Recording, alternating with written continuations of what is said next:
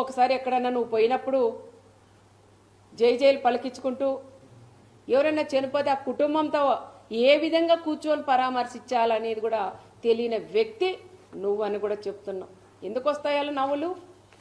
చావు అయిపోయి 9 రేపు దినమంట. ఈరోజు తను కూర్చొని నువ్వు ముందర మాట్లాడుతూ వెనక నీ వాళ్ళంతా కిలకిల నవ్వుతారా?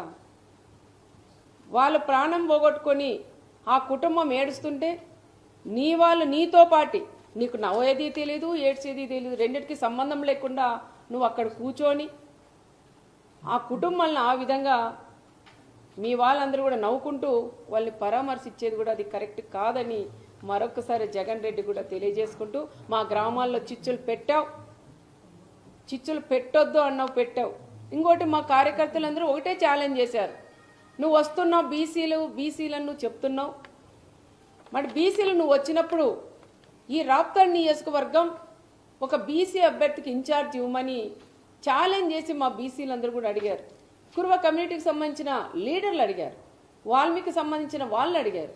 మరి నువ్వు అది చేసేకి నీ చేత కాలేదు, కానీ పచ్చి అబద్ధాలు చెప్పేక మాత్రం పాపరెడ్డిపల్లి హత్య లింగమైని వాడుకున్నాడని ప్రత్యేకంగా కూడా తెలియజేసుకుంటూ